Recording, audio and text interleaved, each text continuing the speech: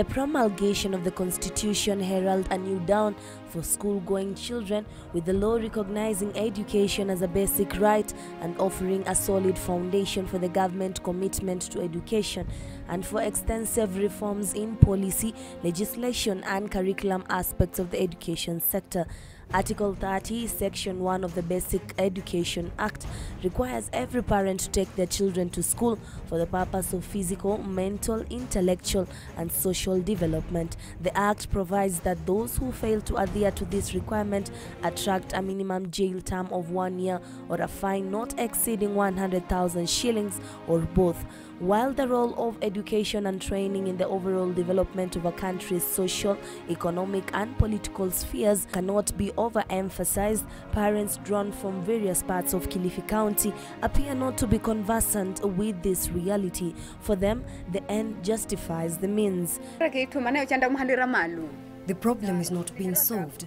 When she sees you borrowing money from a man, tomorrow she will go behind your back to the man, taking advantage of their vulnerable daughters to make quick money.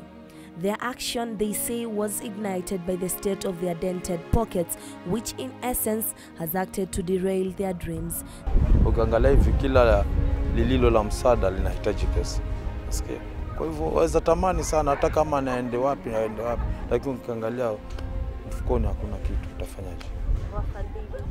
Wafadhili huku sasa hatuwaoni. Hakuna.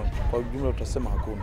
These parents are alleged to have forced their children out of school, justifying their action by claiming 200 shillings was out of reach. I have 3 children, and depending in the class they are in, I owe the school about 200 shillings to about 500 shillings.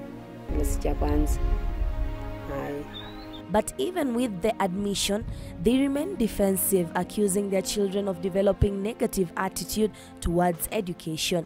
They make their own decisions. Despite advising them to go to school, they just want to get married. A line of thought that appears hard to sell to education stakeholders from the region.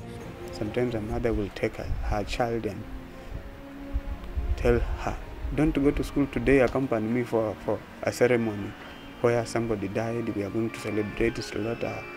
And then they dance there with the child and then do a lot of things. They are used to sell liquor at home because the mother is selling liquor. Baada ya muda kidogo yeye anataka yule mtoto wake akimaliza tu class 8 aolewe na apate mahari. That is their idea here. Nominated Senator Emambura believes that the problem can only be solved if the local leadership put more emphasis in sensitizing the local community on the role of education in the girls' lives, sentiments echoed by Kaloleni Member of Parliament Gunga Mwinga. Basari zinasaidia wale active members walio katika siasa.